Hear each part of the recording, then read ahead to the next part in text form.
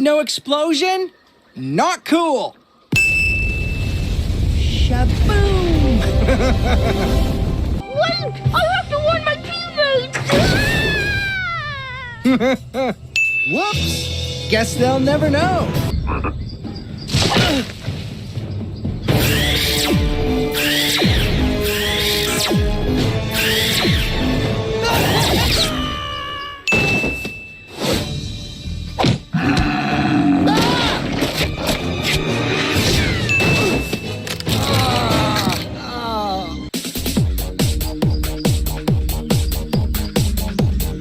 Rats? As you can see, Yeti is wearing a smart bohemian striped ensemble. The outfit consists of a variety of garments applied forcefully to random parts of his body.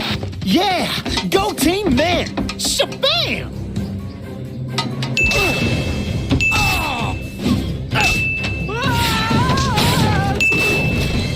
What?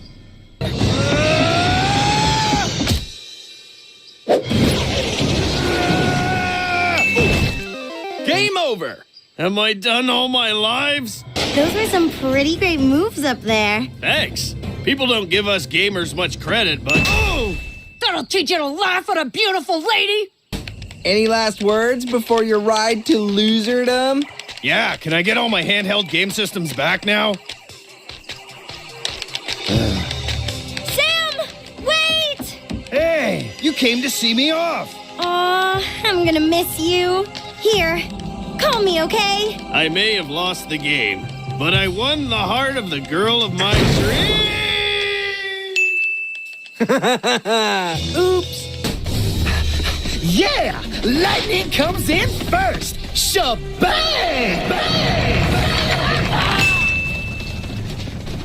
Ha! Enjoy the elimination ceremony. We got the flashlights!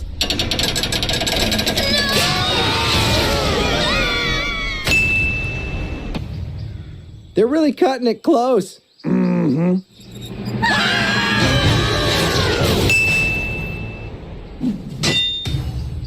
And the maggots win! Again! All clear? Executing Operation Doomsday!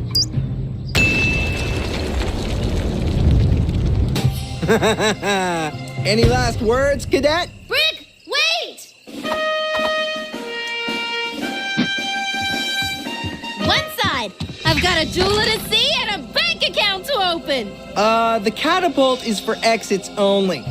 Good, I quit. I don't need this 2-bit show anymore. Look at this thing, I'm rich! Not unless cubic zirconia has suddenly become priceless. What? It's not a real diamond? Nope, practically worthless. Lamest mine ever.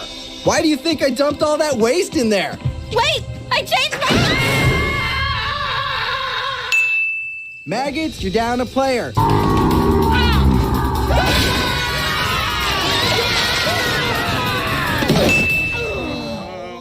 Hey, we're in first place! Yay! Oh! Man, Freak Dakota's owning that game!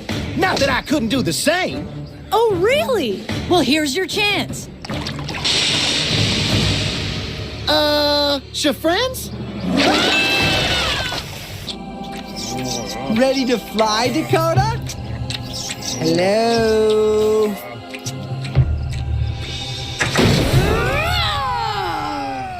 Nice!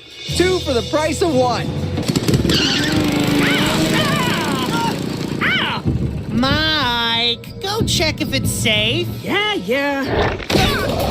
Best blackmail ever. Okay, here we go. Where's the club? Right here.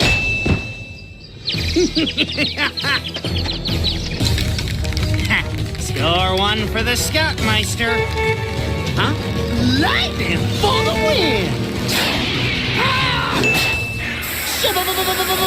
Bam! My face! Well, I probably have time for a goodbye kiss. Or not. Actually, I believe it's a Zeppelin, named after Count Ferdinand von Zeppelin, who... You're both wrong.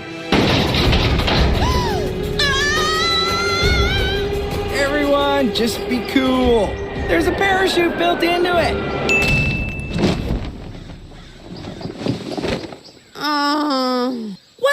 What do you think you're doing?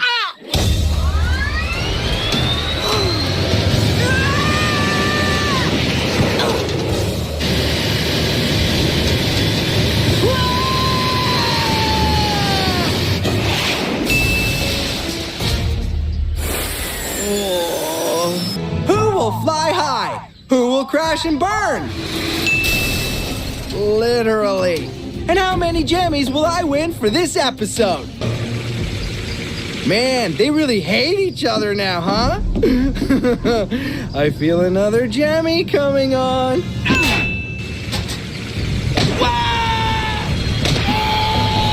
One jammy for you and 1 million for me.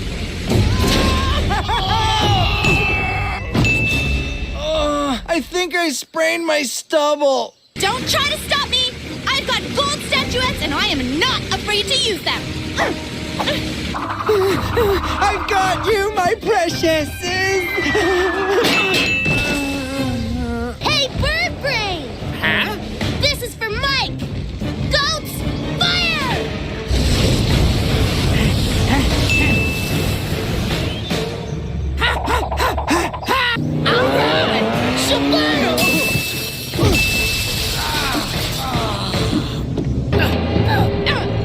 Heather, heads up, behind you.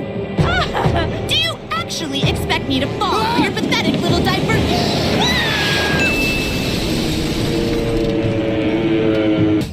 Any final words to your fellow competitors? In your face, lightning! And then there were 4. And since you've been abused so flagrantly, today's challenge is a super safe fun challenge. Yeah! Oh, yeah! Get ready for bubbles, flowers, and cotton.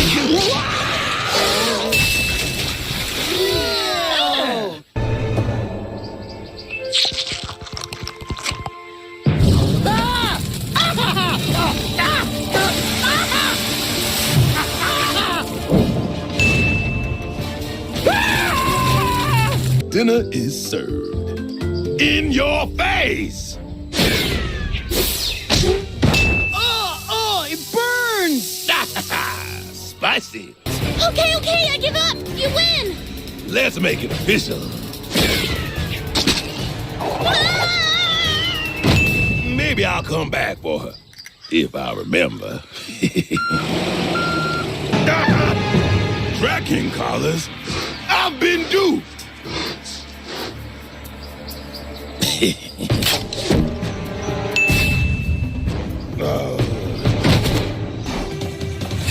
Missed. Wrong!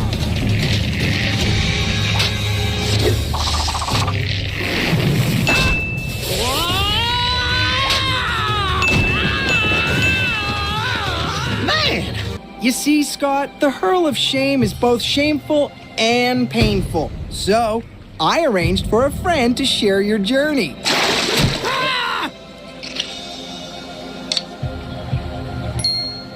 It's my way of saying thanks for flinging me into a pit of poo.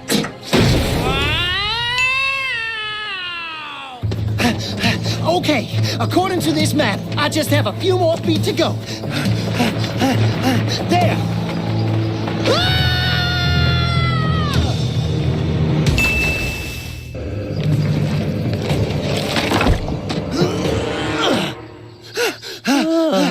Let's see. 5 more dashes this way, and over this squiggle, I should be...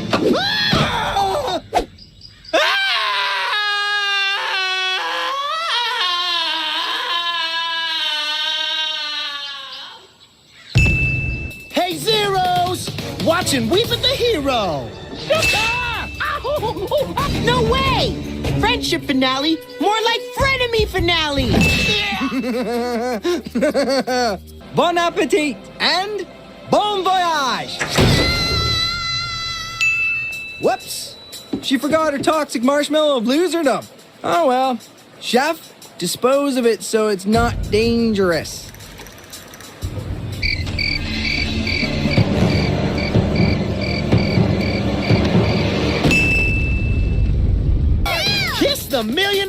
goodbye.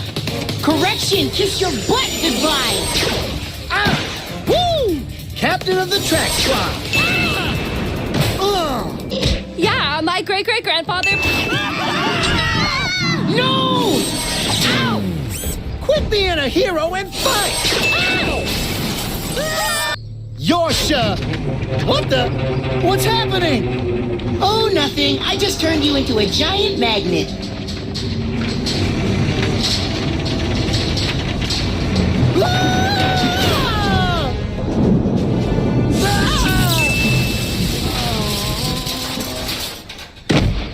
Well, that's it for another season. Except for one last surprise, I hit on their boat. First rule of showbiz, always go out with a bang.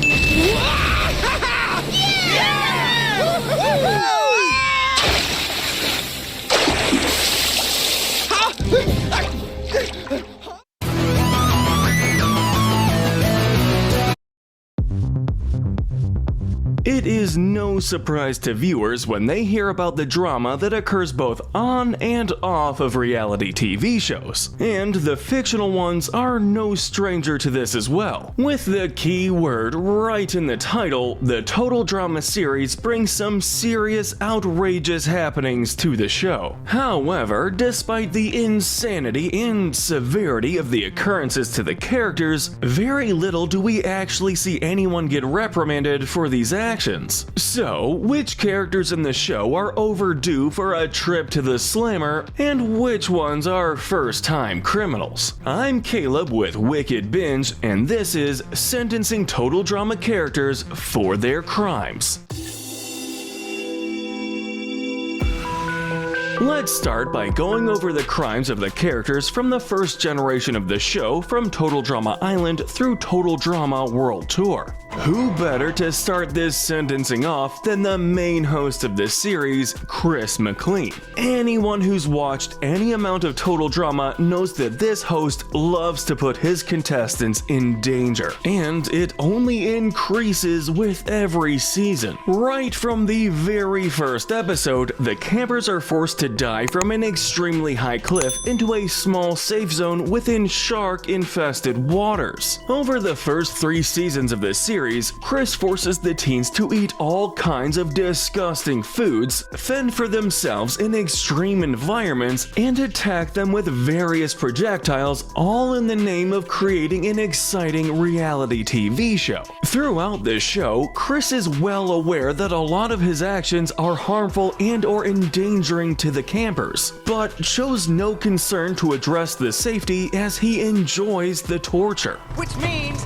this is gonna be awesome! We even witness him place a bomb on Owen's face in order to dismiss him from the island after the competitor is informed he won't be participating in the 4th season. The host is unfortunately no stranger to being incarcerated, as we see between the final of the 4th season and the first episode of the 5th season that he spent a year in prison for using the island as a dumping site for a hazardous waste company. For his blatant disregard for the environment, as well as any of the campers he comes into contact with, we have to sentence Chris with life in prison with no chance of parole. Following his boss would be the resident cook and drill sergeant, Chef Hatchet. Chef Hatchet, being the right-hand man to Chris, is usually shown alongside the host in torturing the teens throughout the TV series, always the one cooking all the disgusting food that they are forced to eat. Chef is also responsible for being an active threat to the teens in the challenges, whether he acts as an antagonist to slow down or stop the campers, or launching projectiles to prevent them from advancing. Chef oftentimes is the lesser of the two evils, as he occasionally tries to call the host out for his endangerment of the kids, as he himself has to substitute in for the interns to test the safety of the challenges. However, Chef also takes pleasure pleasure in abusing the teens, occasionally taking over for Chris to inflict the painful challenges himself. We also see twice in the series that Chef joins illegal alliances in order to benefit himself. Once in Total Drama Action, where he toughens DJ up in exchange for half the prize money, and once in World Tour, where he allies with Blaney after she offers him his own show. We see Chef's attempt at murder, where due to his constant frustrations with Chris treating him poorly, the cook takes it upon himself to place a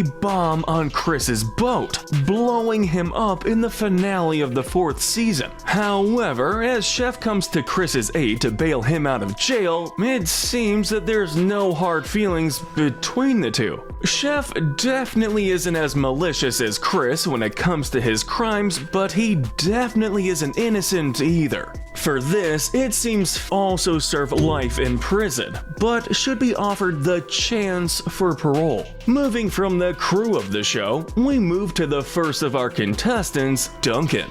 Duncan arrives at Total Drama Island having already accumulated a criminal record, being reminded by Chris that the delinquent can be returned to juvenile detention with just one phone call to his parole officer. We don't exactly know what caused Duncan to be sent to juvie, but we know from a video log from his parents and his parole officer that he was already facing a few offenses: public nudity, selling fraudulent products, and disorderly conduct. The young delinquent spends the majority of the series picking on Harold in a number of ways. Primarily in the episode If You Can't Take the Heat, Duncan and the other boys are fed up with Harold leaving his dirty underwear around. So they decide to teach him a lesson by sabotaging all his clean pairs of underwear until he promises to clean up after himself. So, learned your lesson yet? After finding out that Harold tampered with the votes in order to get Courtney eliminated, Duncan makes it his personal mission to make Harold's life miserable for the rest of this series. They eventually are able to briefly make up by the end of the 2nd season, but Duncan very quickly returns to his bullying ways by the 3rd season.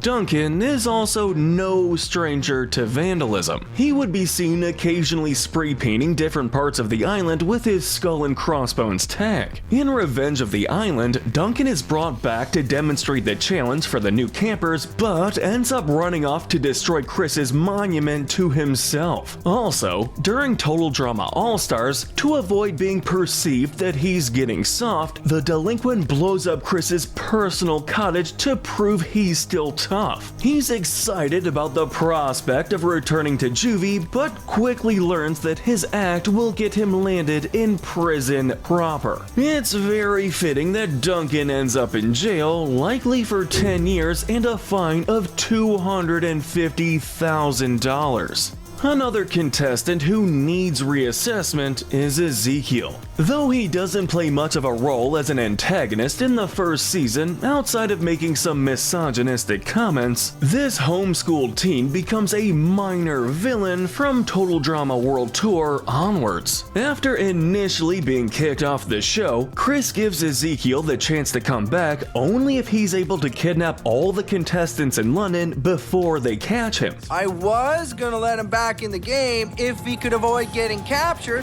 Zeke is more than willing to do this at the chance to win the prize money, but unfortunately fails and is booted off once again. In the episode African Lying Safari, Ezekiel has become completely feral and now poses a threat to his fellow teens as he allows his animalistic instincts to take over and attack when necessary. In Revenge of the Island, the feral teen resides in an abandoned mine and attempts to kill the teens when they try to retrieve the treasure he has. He does something similar but to a more heinous degree in Total Drama All-Stars, kidnapping Chris as revenge for humiliating him throughout the years. The feral teen has the host hung up over a vat of acid while 2 rats chew on the suspending rope. When the contestants come to rescue Chris, Zeke attacks them with his acid spit. Since all these actions seem to stem from so much emotional and mental trauma, it would probably be best for Ezekiel to remain in a psychiatric hospital until he's no longer deemed a threat.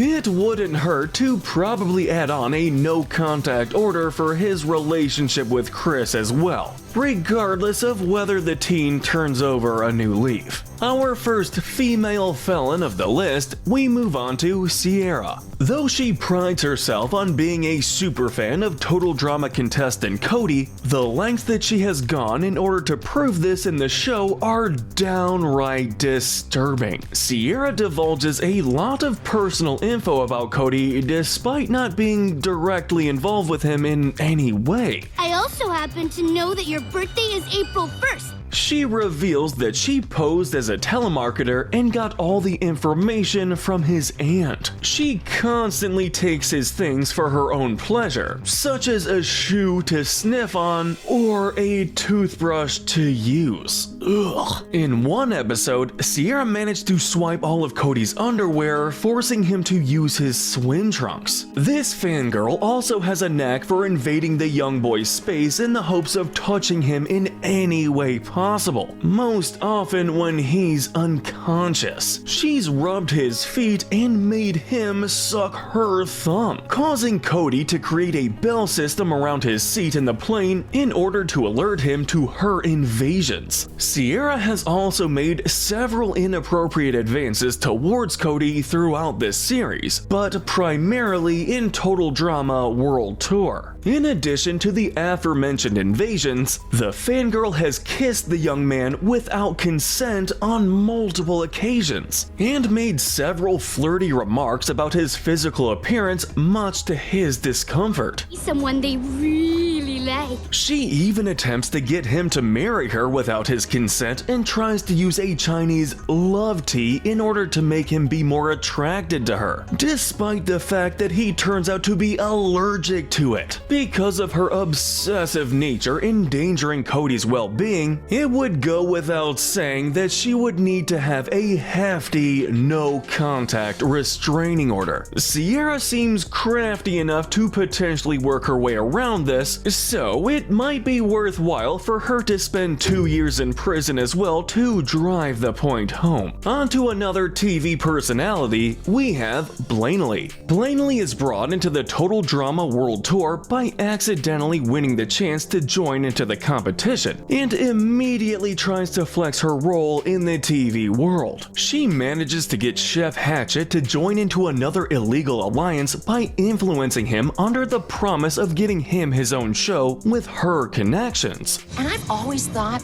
you'd be great on your own show. He helps her make it into the second round of the challenge in Chinese Fakeout by carrying her via rickshaw, and creates tame and more edible versions of the Chinese dishes they have to eat. However, Heather catches this and the alliance is dissolved with Blaney's elimination. Since this blackmailing was light and had no threats of personal harm, Blaney gets off with a lighter sentence of only a year in prison. Moving on to some smaller crimes within the first generation, our next delinquent is Owen. Despite seemingly getting along with most everyone, Owen is not without his faults. In Total Drama Action, the fan favorite is brought back after his elimination to stir up drama between the contestants in exchange for Chris paying off his mom's $50,000 debt. Chris offered me 50 big ones to come back. He feels really bad about being a mole for the producers, but reluctantly follows through with the sabotage until he gets outed by Courtney and is fired by Chris. He never wanted to go through with the plan, but had no choice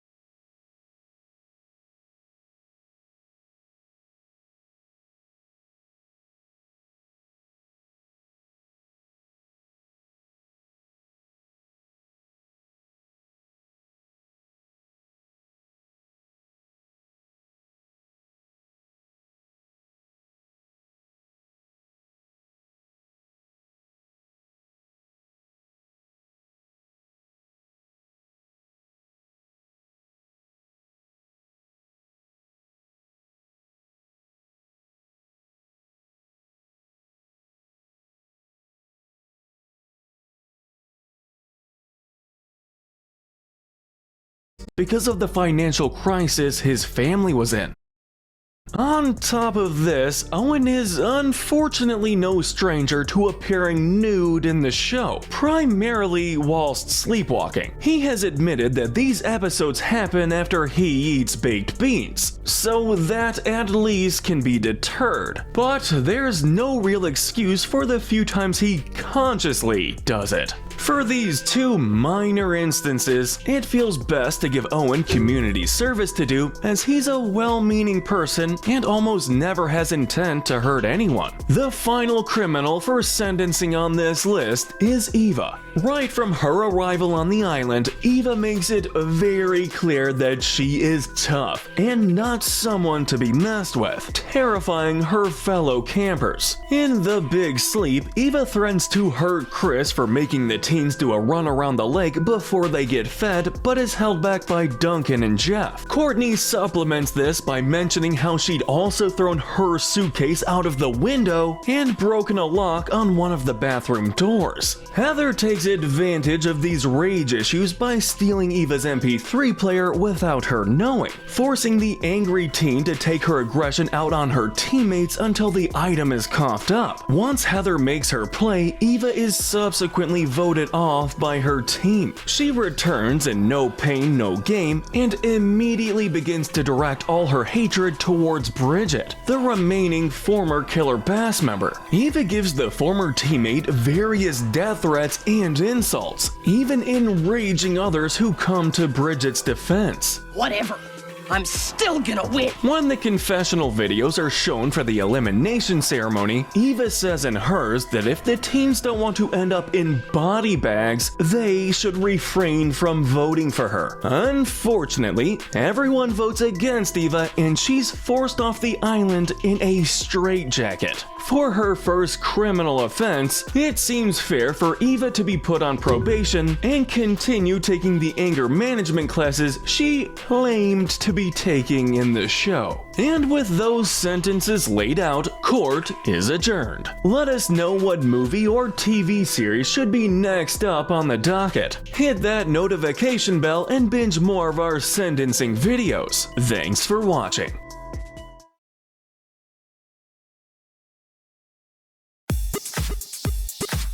With 8 weeks to survive amongst 21 other campers in order to win $1 million, it makes sense that during that time, players will make alliances, friendships, and even enemies. But what connections will prove that they can stand the test of time and which ones will crumble on impact? Hi, I'm Caleb with Wicked Binge, and this is Total Drama Island Non-Romantic Relationships Healthy to Toxic. For this list, we'll be focusing on the connections made during this season that do not result in a romance. If you're interested in those, you should check out our video of Total Drama Couples Healthy to Toxic.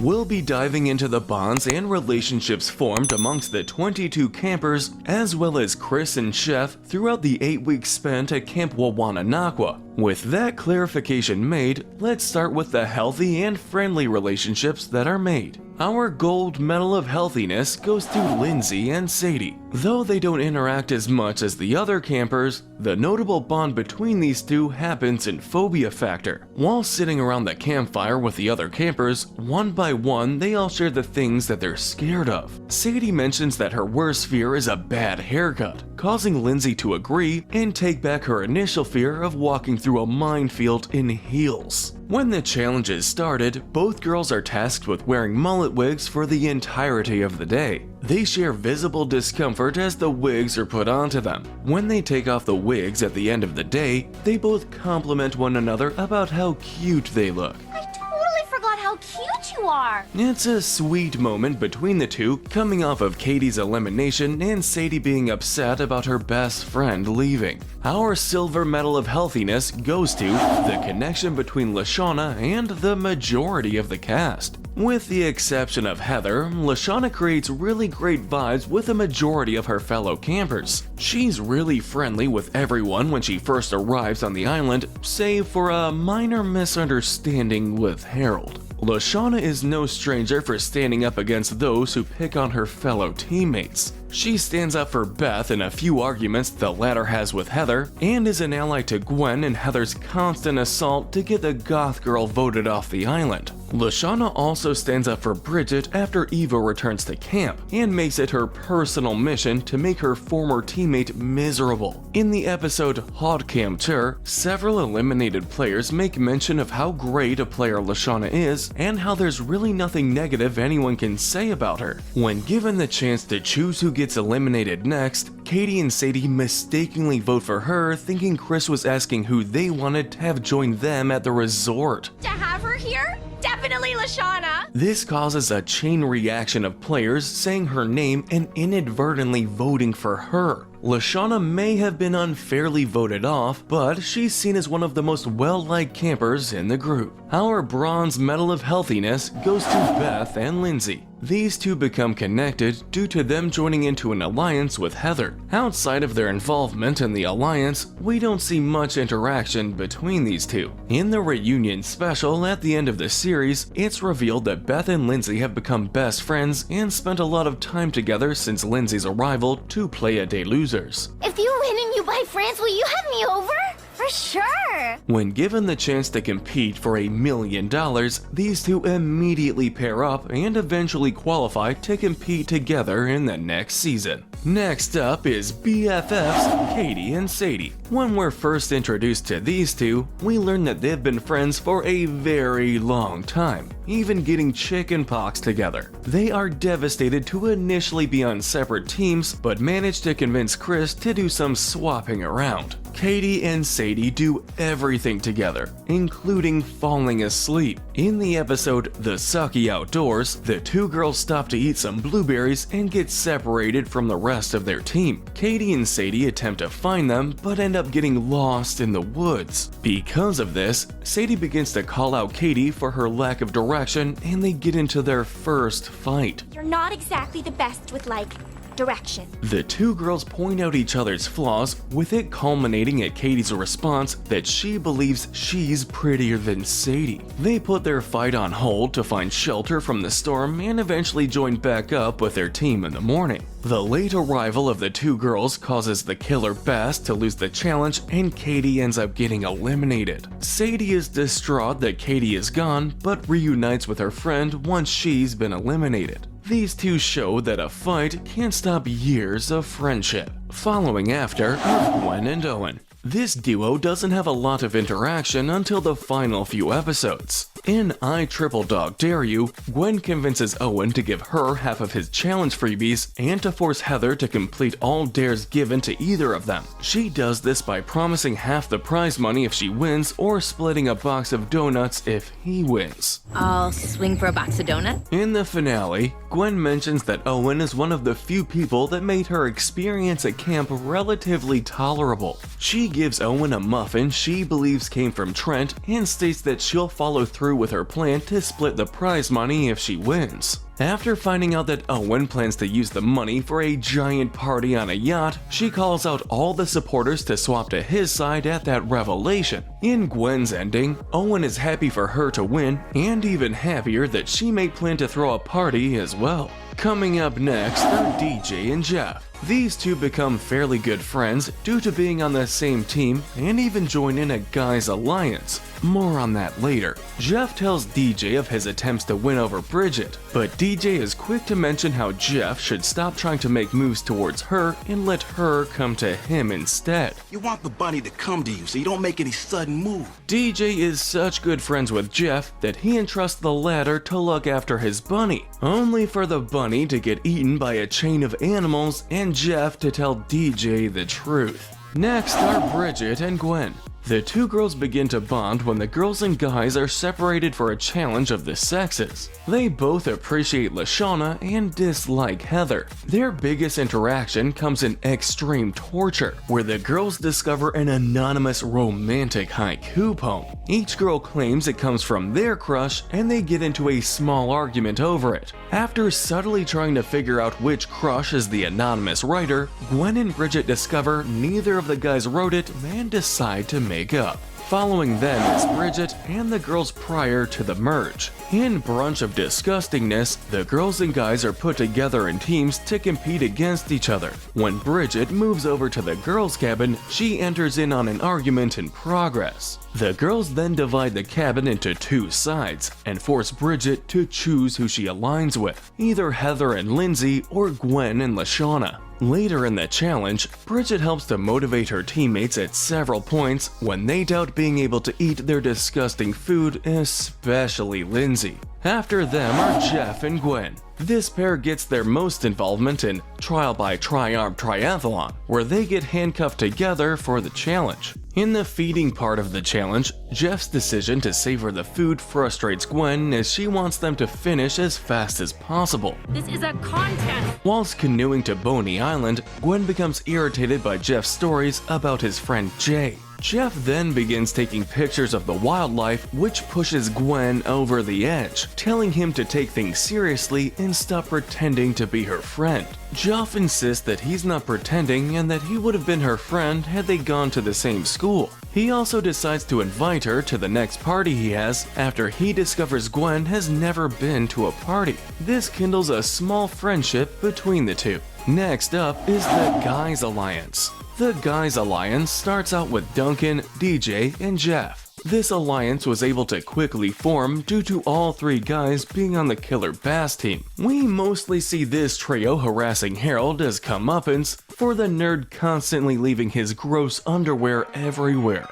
They take away all his clean underwear, make him eat a dirty pair, and even put hot sauce in another. The trio eventually gets Harold to swear not to leave his underwear around anymore. The Guys Alliance continues to be strong when Owen and Trent join them to help take the win in the Brunch of Disgustingness. They continually lean on one another for support and decide to make smart decisions in voting when their numbers begin to be at disadvantage. Just escaping the gray area is Chris and Chef Hatchet. Sometimes they're good friends and sometimes they're at each other's throats. Chris often makes Chef test out challenges when he runs out of interns to do so, putting Chef in danger every now and then. This often causes Chris to hear constant complaints about how Hatchet will threaten to leave the show if he's continually treated this way. Conversely, Chris will often have Hatchet have involvement in the challenges just so they can delight in their shared enjoyment of torturing the teens. These two may bicker every now and then, but both are essential to keep the show running. Now we move on to the relationships that have the potential to have either gotten better or gone worse. This is the gray area. Starting off this section is Courtney and her relationship with the Killer Bass team. When she's first introduced, Courtney is rather friendly to several of her other competitors. However, she immediately tries to take charge in the very first challenge, much to the dismay of her teammates. Courtney often makes remarks about how she used to be a counselor in training, so she's the best qualified to lead the team. Hey! I'm the only one with CIT camping experience here. For as much as the team complains about her bossy nature, she managed to stay on through 12 challenges before the vote was rigged to send her home. Because of this, we don't know if she was supposed to have gotten eliminated that week or if she would have stayed on longer and maybe improved her relationship with her team. We're ranking all these together since the issues are all similar. Izzy and Noah's relationships with the Screaming Gophers and the Killer Bass's relationship with Tyler and Katie and Sadie. Going in chronological order, Noah was the first from his team to be eliminated due to his lack of support. During the dodgeball game, he weaseled his way out of playing with varying excuses and then proceeded to berate his team when they lost. I'll tell you, the team spirit here is severely lacking lately. Katie and Sadie's decision to stop and eat blueberries, which caused them to get lost, ended up costing their team the win in the challenge when they were the last two to arrive. Tyler's fear of chickens completely took over him and kept the Killer Bass from winning the Phobia Factor challenge. Finally, Izzy's decision to imitate a bear to scare her team was a childish idea and ended up attracting a real bear to the team's campsite, forcing them to sleep in a tree all night. These team members made some poor decisions that ended up with them losing rapport with their respective teams. Continuing on, we come to Izzy and Heather. Their interaction is a short but interesting one. In Wawanakwa Gone Wild, teens are each given a particular animal to track down and bring back to the campsite. Izzy is supposed to trap a deer, and Heather's in charge of bringing back a bear. Izzy ends up getting a tranquilizer gun to assist in the hunt, but is shown constantly shooting the wrong targets. She ends up accidentally shooting Heather due to the latter dressing up as a deer at Duncan's suggestion to attract a bear. Heather then refuses to get the dart taken out until she knows for sure that Izzy is eliminated. Following them is Trent and his relationship with the rest of the cast. In the episode Search and Do Not Destroy, each player is tasked with retrieving a key from a particular area in the hopes that it may open a treasure chest with a prize inside. Gwen shares her first kiss with Trent when he helps her get her key, but ends up witnessing Heather manipulate him to kiss her against his will.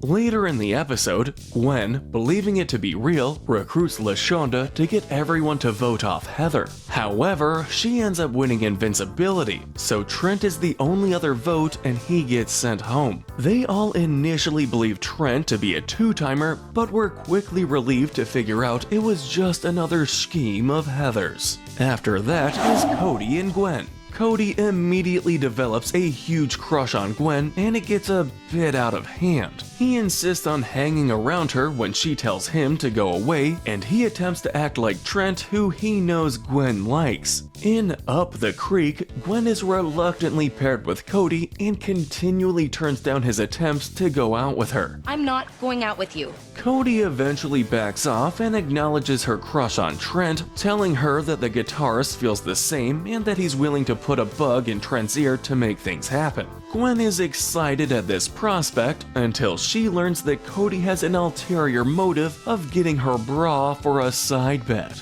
Cody does follow through on his end of the bargain, and Gwen is willing to help fulfill the bet since she can now be with Trent. Just escaping the toxic section is Chef Hatchet and Izzy. These two have an interesting exchange in the episode Hide and Be Sneaky. Whilst Chef is attempting to find the teens in an island-wide game of hide and seek, Izzy is imitating him just out of sight and disappearing before she's discovered. She eventually is found out in the lodge and ends up engaging Chef Hatchet in hand-to-hand combat. They prove to be fairly equal before Izzy is able to get the upper hand and escape.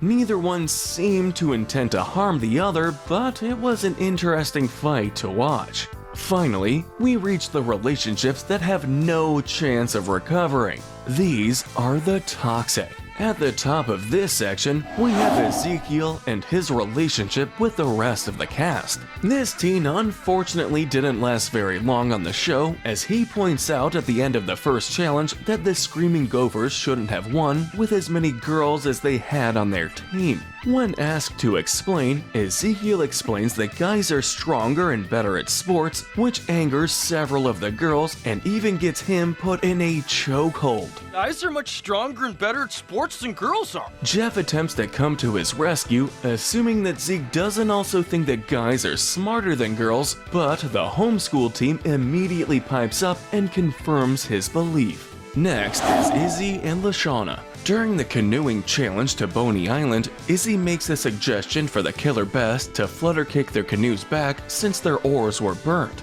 LaShawna tries to cut Izzy off for this, but the team takes the suggestion and ends up winning the challenge. LaShawna remarks that Izzy should be voted off for helping the other team, but Izzy fires back, stating that LaShawna's lucky that her license to kill is expired. You are so lucky that my license to kill is currently expired. LaShawna immediately decides to go after Izzy with an oar in anger. considering all the things that Izzy has said, it's possible to a small degree that this threat might be true, but then again, this is Izzy we're talking about. Coming after is Lashana and Gwen's relationship with Heather. This feud was the most long-standing through the series and always had its fair share of screen time. Gwen and Heather begin to hate each other from the moment they first meet, with each girl being the antithesis to the other's personality. Heather refers to Gwen as a weird goth girl, reads her diary out loud to the entire viewing world, and even kisses Trent to break up their budding relationship.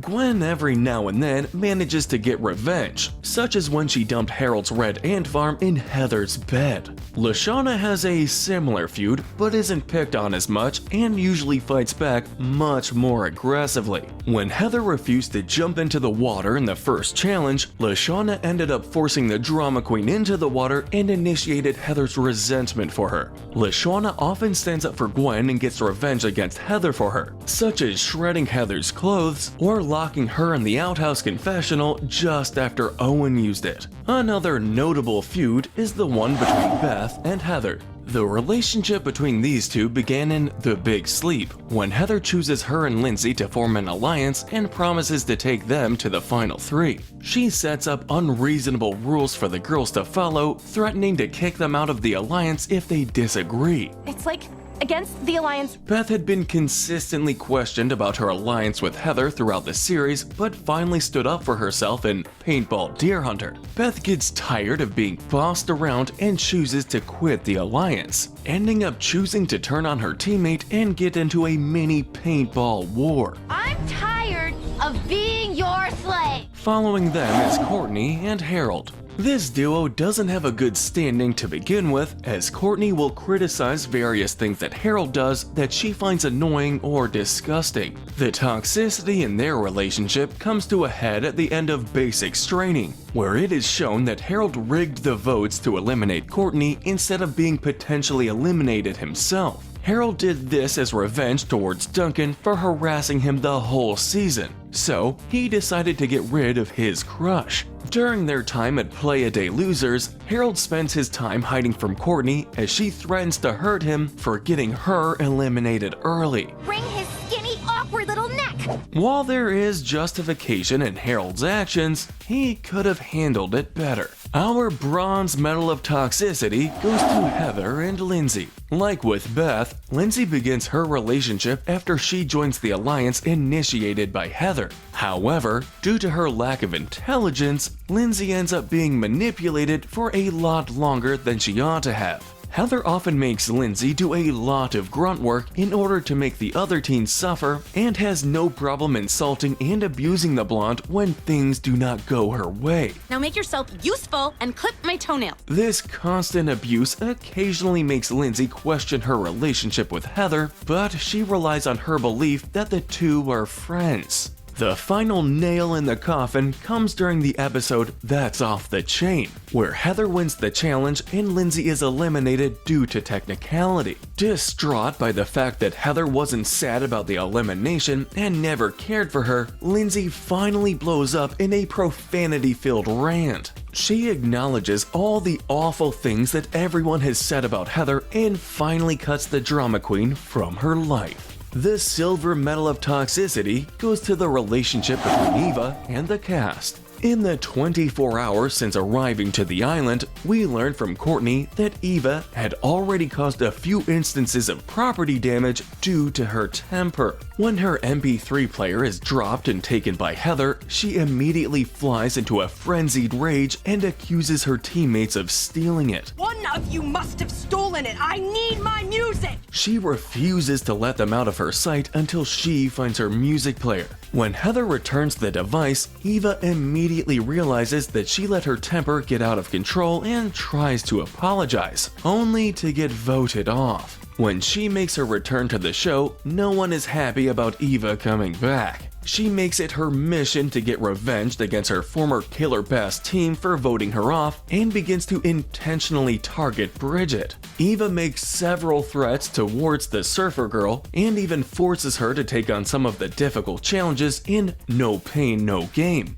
At the end of the episode, Chris reveals, through video, that all the other teens chose to vote Eva off because of her rage. Eva's video threatens that if the other players didn't want to go home in body bags, they shouldn't vote for her. In the end, Eva is subdued and put into a straitjacket before being sent on the boat home. Finally, our gold medal for most toxic relationship goes to Chris and Chef Hatchett's relationship with the teens. To no one's surprise, this dynamic between the hosts and the campers has to be the worst in the show. Chris shows little regard for the safety of the teens, as several of the interns who've tested the challenges are either in the hospital or implied to have died. If not for the fact it's a cartoon, several of the injuries these teens sustain would probably have caused permanent damage, if not death. In a similar vein, Chef Hatchett does enjoy torturing the teens as well, but his devious nature is shown in the lack of quality in his food. He intentionally makes disgusting food for the campers to eat to add to their level of misery, despite the fact that he shows throughout the show he can cook food of amazing quality. Chef Hatchett tends to have a little more direct contact with the teens for causing torture.